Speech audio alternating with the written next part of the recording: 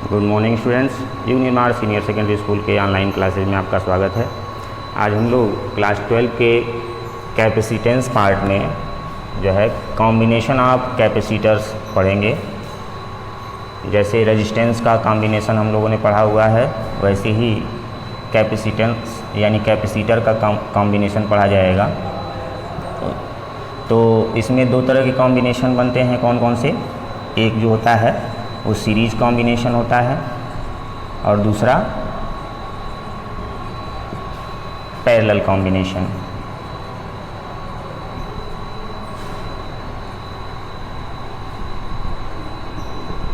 तो series combination में क्या होता है? सीरीज को हिंदी में कहते हैं श्रेणी क्रम। श्रेणी जैसे मैथ में सीरीज पढ़े हैं तो उसमें क्या होता है, एक कम जो है नंबरों का एक ऐसा पैटर्न होता है जिसमें कॉमन डिफरेंस होता है। वैसे ही इसमें जो है सीरीज का मतलब कि जैसे पैरेलल प्लेट जो होती हैं या कैपेसिटर में दो प्लेटें जो होती हैं, तो इसमें मान लीजिए ये पहली प्लेट है, ये दूसरी प्लेट है। तो वैसे ही और भी कई कैपेसिटर हैं जिनमें पहली और दूसरी ऐसे करके कई प्लेटें हैं। ठीक है, तो पहले कैपेसिटर की दूसरी प्लेट दूसरे के पहले से जुड़ा हो, पहले कैपेसिटर की दूसरी प्लेट दूसरे कैपेसिटर की पहली प्लेट से, दूसरे कैपेसिटर की दूसरी प्लेट तीसरे कैपेसिटर की पहली प्लेट से, इस तरह से इसको जोड़ा गया हो, तो इस तरह के कॉम्बिनेशन को क्या कहेंगे? Series combination. ठीक है, मान लीजिए कि ये पॉइंट है एक कॉम्बिनेशन या जहाँ पे इनको हम जोड़े हुए हैं। ठीक है, ये पॉइंट ए दे देते हैं, ये बी दे देते हैं, ये सी एंड ये डी, ये चार टर्मिनल हो गए। पहले जो कैपेसिटर की कैपेसिटेंस है वो C1 है, दूसरे की C2 है और तीसरे की C3 है। मान लीजिए कि हम पहले इस प्लेट को चार्ज करते हैं। ठीक है, पहली प्लेट को चार्ज करते हैं तो जितना इसको पॉजिटिव चार्ज देंगे उतना ही इस पर निगेटिव चार्ज क्रिएट होगा। ठीक है, जितना पहली प्लेट पे पॉजिटिव चार्ज होगा उतना ही दूसरे पे निगेटिव चार्ज होगा। तो मान लेते हैं कि हमने इसको Q चार्ज दिया। ठीक है, Q चार्ज दिया तो ये Q चार्ज जो होगा सब पर इक्वली डिस्ट्रीब्यूट होगा। इस पर भी Q हो गया और इस पर भी Q होगा, क्योंकि एक ही सिंगल वे में ये हैं तो सब पे चार्जेज इक्वल होंगे। तो इस पर चार्ज Q है, इस पर भी चार्ज Q है, इस पर भी चार्ज Q है। पहली प्लेट पर प्लस और दूसरे पर माइनस। मान लीजिए इनके टर्मिनल के बीच पोटेंशियल, पहला जो कैपेसिटर है वो उसका जो पोटेंशियल है वो V1 है। अगर सबकी कैपेसिटेंस इक्वल होती तो हम कह सकते थे कैपेसिटेंस और चार्ज जब इक्वल होता तो पोटेंशियल भी इक्वल होता, लेकिन चार्ज इक्वल है, कैपेसिटेंस को हमने अलग अलग रिप्रेजेंट किया है, तो उस कंडीशन में इसका पोटेंशियल भी क्या होगा? अलग अलग होगा। तो इनके टर्मिनल का पोटेंशियल हम अलग अलग लिख लेते हैं। ठीक है, तो पहले का V1, दूसरे का V2, तीसरे का V3। ठीक है, ये A से B तक का V1, B से C तक का V2 और C से D तक का V3। ठीक है, तो अभी हम लोग पढ़े हैं कि Q इक्वल टू CV, यही तो फार्मूला होता है। तो V इक्वल टू क्या हो जाएगा? Q upon C। ऐसे ही अगर हम V1 को कैलकुलेट करना चाहें तो V1 इक्वल टू क्या होगा? Q upon C1। ठीक है, अगर V2 कैलकुलेट करना हो तो V2 इक्वल टू क्या होगा? Q upon C2। एंड अगर V3 को कैलकुलेट करना हो तो क्या होगा? Q upon C3। ठीक है, अगर टोटल कैपेसिटेंस हमको निकालना है, यानी टोटल कैपेसिटेंस इन तीनों के इक्विवेलेंट अगर निकालना है, तो इस टर्मिनल से इस टर्मिनल के बीच का डायरेक्ट हम पोटेंशियल निकाल लें। तो अगर टोटल पोटेंशियल V हो, ठीक है, अगर मान लेते हैं यहाँ से A से और D तक VAD हम लिख देते हैं यहाँ, ताकि मालूम चले टोटल पोटेंशियल निकालना है। तो VAD जो होगा वो क्या होगा? V1 plus V2 plus V3। ठीक है, उसके बाद से ये वैल्यू पुट कर ली जाएगी Q upon C1 plus Q upon C2 plus Q upon C3।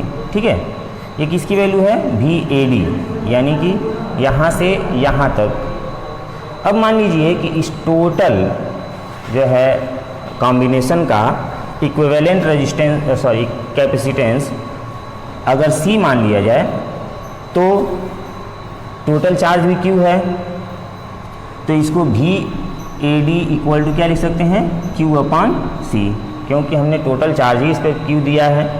तो ये क्या हो जाएगा, Q/C। ये क्या है, इक्विवेलेंट है, हम EQ लिख सकते हैं, equal to Q/C1 plus Q/C2 plus Q/C3। ठीक है।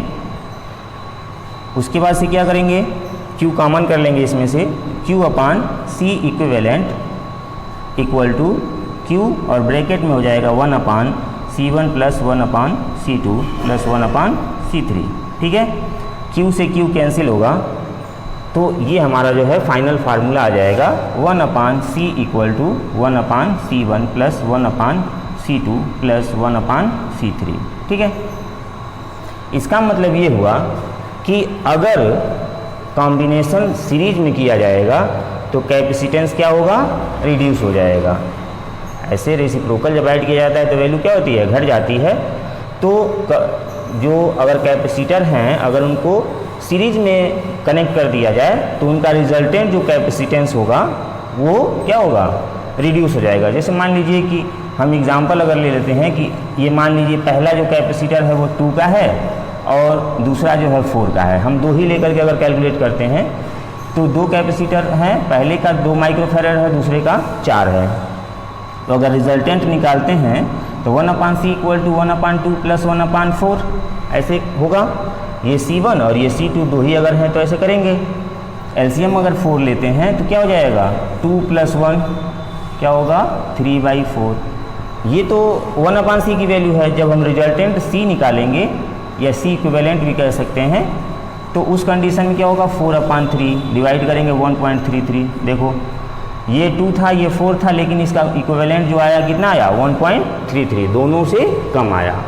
यानी सीरीज कॉम्बिनेशन में कैपेसिटेंस जो होते हैं, कैपेसिटेंस जो होता है वो क्या होता है, कम हो जाता है। ठीक है। अब जो दूसरा कॉम्बिनेशन है वो क्या होगा आपका, पैरेलल कॉम्बिनेशन।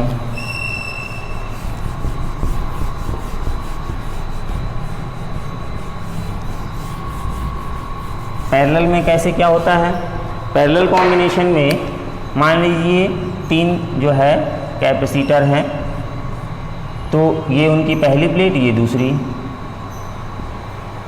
तो इसमें सभी कैपेसिटर की पहली प्लेट, सभी कैपेसिटर, ये पहला कैपेसिटर C1, दूसरा C2, ये C3, तो सभी कैपेसिटर की पहली प्लेट एक पॉइंट से और दूसरी प्लेट एक पॉइंट से जोड़ा जाता है। पैरेलल में एक जो पहली प्लेट होती हैं सबकी वो किसी एक टर्मिनल से होती हैं और दूसरी प्लेटें जो होती हैं वो किसी एक टर्मिनल से होती हैं। ठीक है।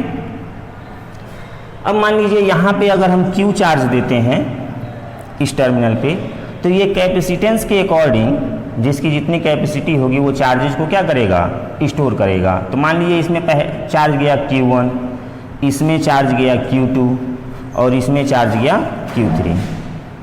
सीरीज में था तो सब में इक्वल चार्ज होंगे, लेकिन जब पैरेलल में आएंगे तो अपनी कैपेसिटी के अकॉर्डिंग ये अलग अलग चार्ज क्या करेंगे, एब्जॉर्ब करेंगे या स्टोर करेंगे। ठीक है। तो अब एक चीज़ और है कि ये आपने देखा कि दोनों कैपेसिटर सेम टर्मिनल में लगे हैं, यहाँ से और यहाँ तक। यानी अगर इसका हम पोटेंशियल भी मान लें, ये जो दोनों टर्मिनल हैं, तो इनके बीच का पोटेंशियल भी हो, तो उस कंडीशन में क्या होगा, Q1 = C1V। ठीक है। फार्मूला Q = CV से Q1 = C1V, फिर Q2 = C2V and Q3 = C3V होंगे। ये तीनों जो चार्ज इन्होंने जो स्टोर किया है वो क्या होगा, Q1 = C1V, Q2 = C2V and Q3 = C3V। Okay.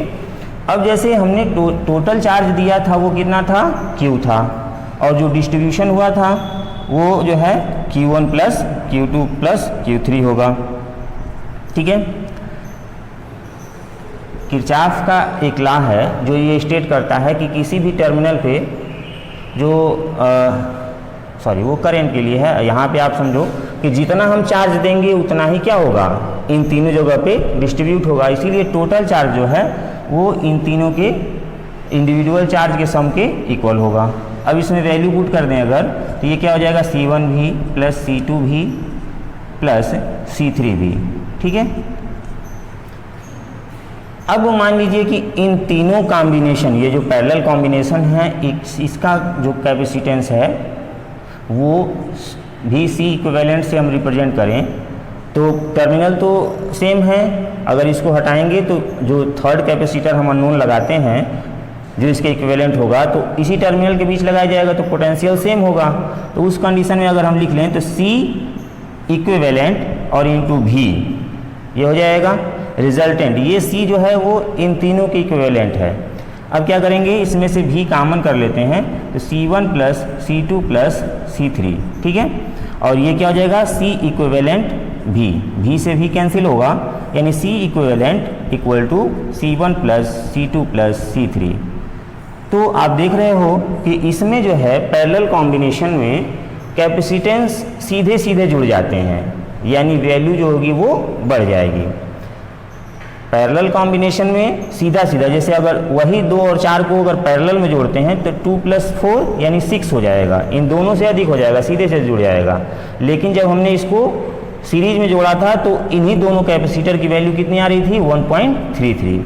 तो कभी भी कैपेसिटर अगर सीरीज में जोड़ा जाता है तो उसकी वैल्यू घट जाती है और पैरेलल जोड़ा जाता है तो बढ़ जाती है। ठीक है।